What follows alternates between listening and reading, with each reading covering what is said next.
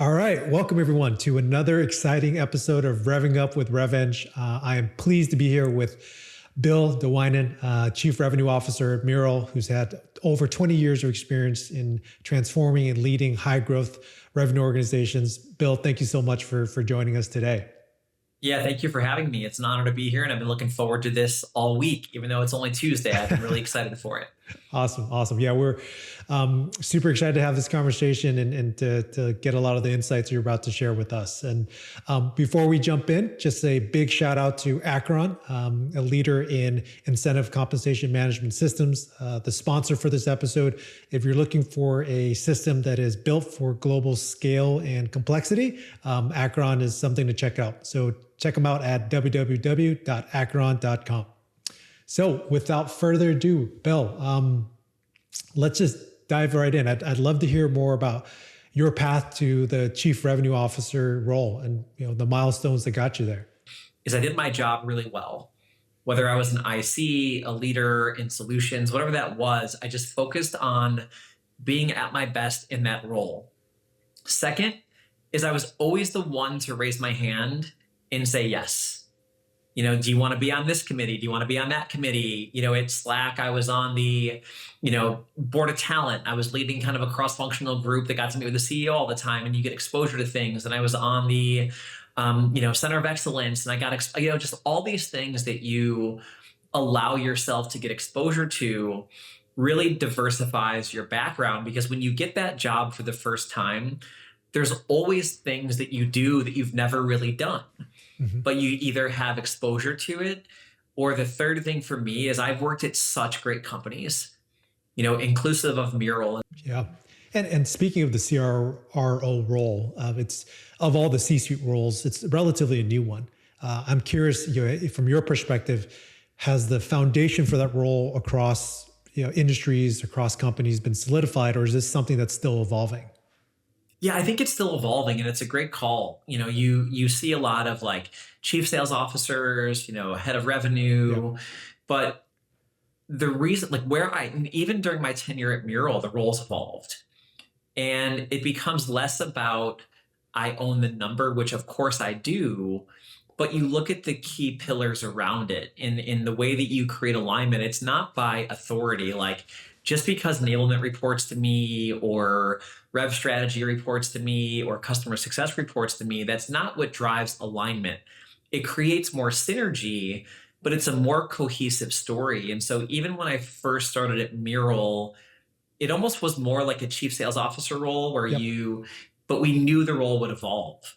And so the role has evolved to really owning more of the revenue model, which is not just the sales teams. And so that's where it's getting really fun. And when you think about the state of GTM today with the role AI is playing and the role automation is playing, it's going to continue to evolve, right? You think about, the role that GTM systems now plays in revenue is so different than it was a few years ago.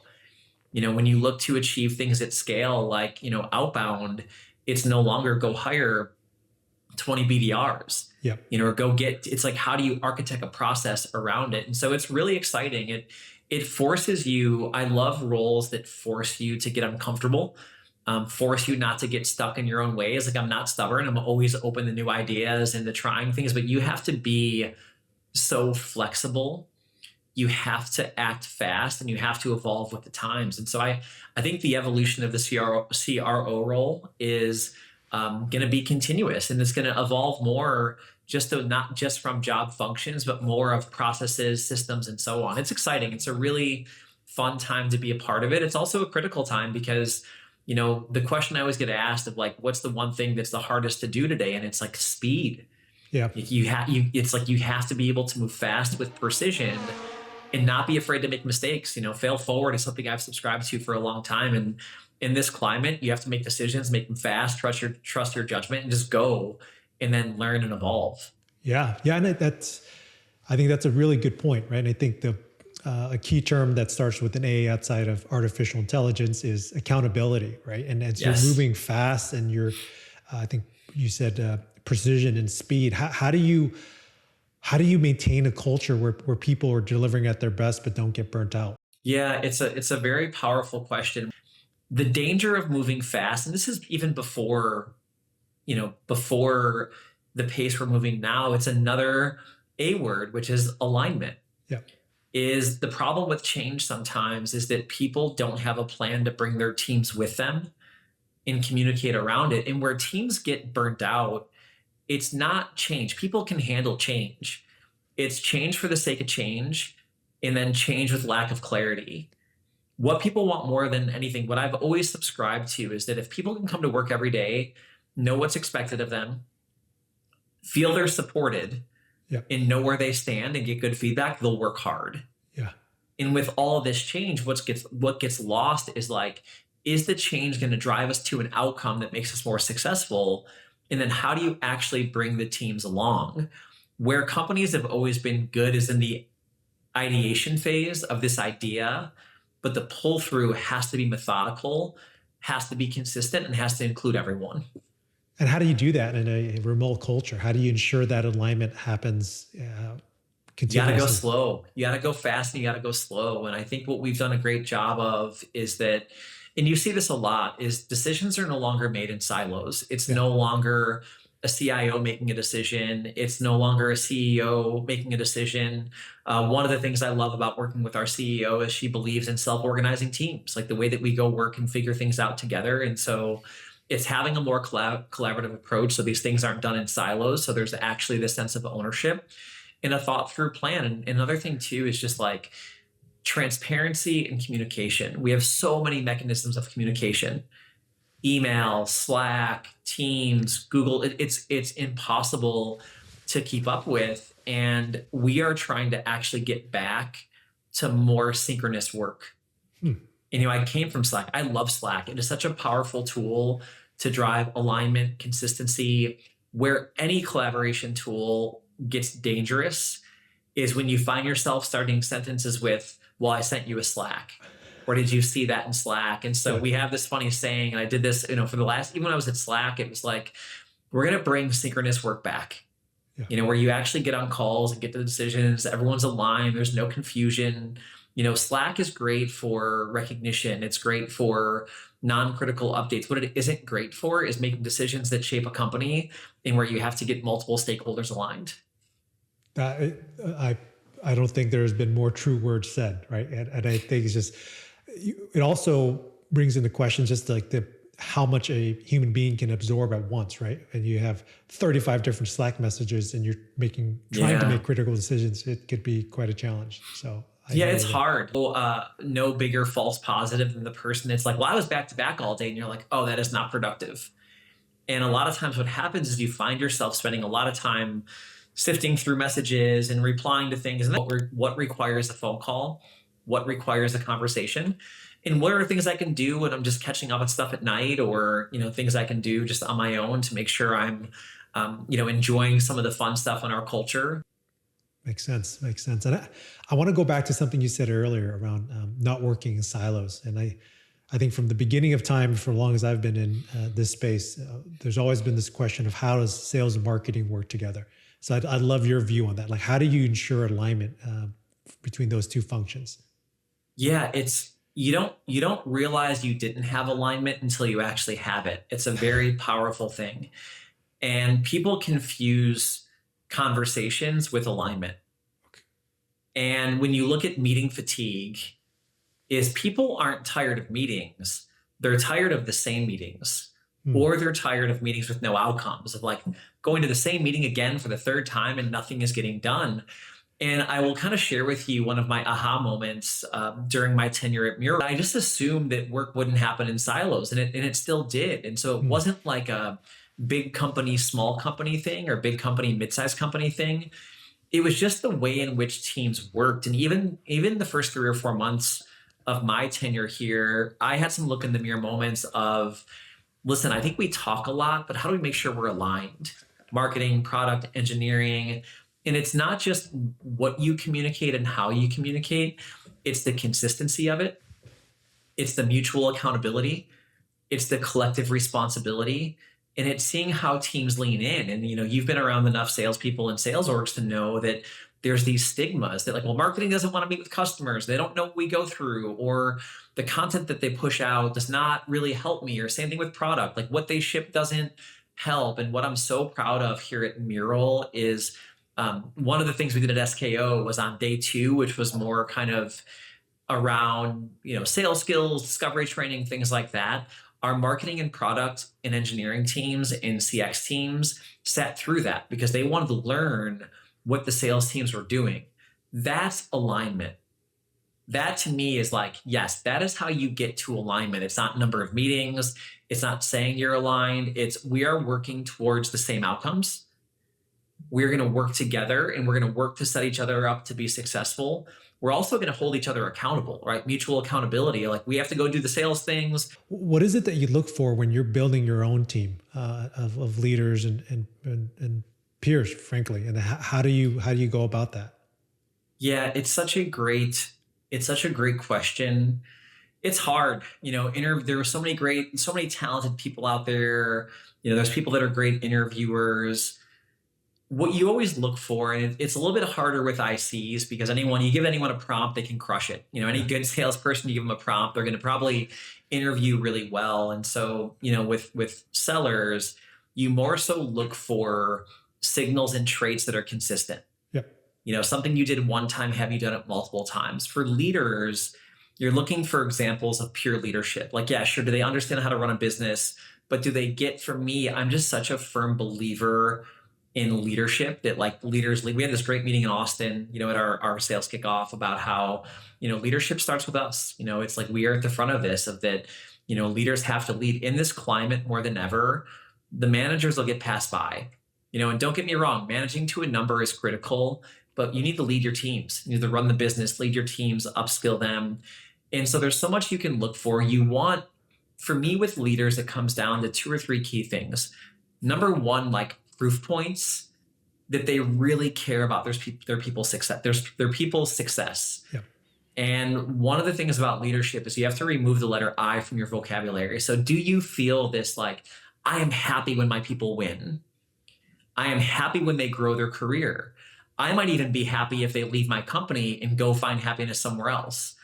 Second thing is just the understanding of how to actually run a business. Then the third thing, which will never fail with me, is the character side, the work ethic, the attitude, I give this same talk to high school students of, how do you execute on the controllables? And that's work ethic, attitude, how you treat people, how you react to things. And that's part instincts and part just from conversation. Back in the day, there was this theory when you would hire people, it no longer stands. There's a little bit more formal, obviously, with hiring, but it's the airplane test. It was like someone you want to sit next to or someone you want to bring into your teams. And so I think just the character of the person is so critical. And last thing I'll say, and this was a big lesson from LinkedIn, is earlier in my career, it was always around like culture fit.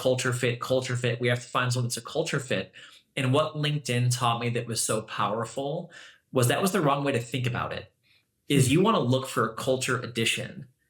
You want to look for someone that's going to bring a dynamic to your culture that you don't have today, whether it's a different background, lives in a different location, came from different companies, thinks about leadership in a different way. And so it just changed the way that I thought about hiring, from worrying so much about culture fit and more about culture add, where the fit is more into character, if that makes sense.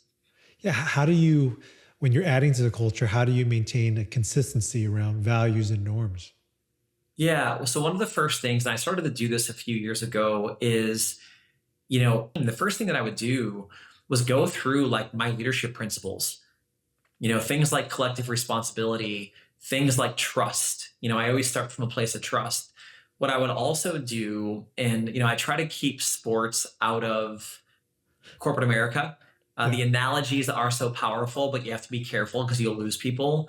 But I read this great story about Coach K, the former coach of Duke, like legendary inspiration of people. And every year he would have his team build out their team standards.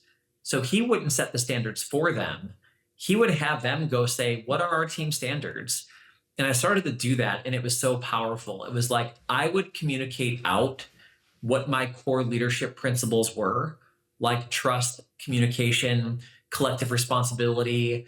And what that does, like trust means I can call you and say that I lost a deal. Trust means I can be open with you. Collective responsibility means there's no tolerance for finger pointing. And so going through those mechanisms of what are my leadership principles sets that tone. But then the team building out, like, what are our team standards? They feel more ownership of it, and they help drive it, and we drive it together. And so to me, that is where we come back to this all the time of like, hey, these are my core leadership principles. You should do the same thing. And then this is what we committed to as an organization. And so we're going to hold each other accountable. We're going to hold our team accountable. And that's where collective responsibility comes in. And what I'm so proud of with our team is you do see them in a very fun and productive way, hold each other accountable into the standards that we're setting. Because as leaders, the hardest part about being a leader is you are the pace car and you can never not lead. Mm-hmm. And so when you do that, those standards are on 24/7 when you're at work. You always have to be on, you always have to raise the standard, uphold the standard, set the standard, and all of those things. And Bill, is that something you encourage your reports and their reports to push down so that it's happening at multiple layers? Okay. Yeah, 1000%. I think, it's almost like the standards within the standard. And that's why for me, starting with my leadership principles gives the team an idea of the type of culture I want to create. Yep. Right? It's a we culture, but it starts with me and it goes through them and then through their teams. And when you look at something like, executing on the controllables, we're rebuilding, right? We are so proud of the work we're doing at Mural, and we're giving, I said this when I first started, my first day as a CRO at Mural was at sales kickoff. I was on stage and I said, listen, like, give me grace, but don't be patient. And what that means is just like, give me a minute to like figure things out, but like hold me accountable. Yeah. And so we have been very, patient with things. Like we know things take time. We know we're investing in, stronger branding and X, Y, and Z. And so we are very, patient with our teams, and we have such great teams. But where we don't give a lot of room is on those controllables. So work ethic, attitude, how you treat people, like our teams know that. And I feel like everyone's operating with that expectation from my leaders through the ICs.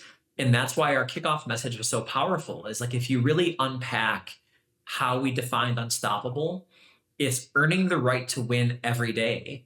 And it doesn't mean that you always succeed, but it means that you don't lose because of lack of effort or lack of intent. And so I think if you were to ask how I went from like quiet, introvert, C student to where I am today, I don't believe a lot of it is the controllables, right? It's work ethic, it's effort, it's being intentional. And the big one is how I treat people. Yeah. Like those are the things that you're just like, hey, things are so hard. Sales, like you can run the best deal motion in the world and not win it. That's why it's so darn hard. But where we want the teams to get to is when you have that look in the mirror moment, you feel great. Like the reason why I love running marathons, I've ran, 5 of the last 6, is like you get to that start line and if you've done the work or you haven't. Yep. That's how sales is. That's how life is. Wow. That's inspirational. I think I might add running a marathon to my bucket list now. Don't do it. Awesome. Well, Bill, thank you so much for the time. And for those listening in, this is not all of what we're going to get from Bill. Tune in for our next episode, and we're going to get some more insights from Bill on what's changing in go-to-market. All right. And thank you again to our sponsor, Acheron, for sponsoring this episode, leader in global incentive compensation management. So check them out at www.acheron.com. Thank you so much.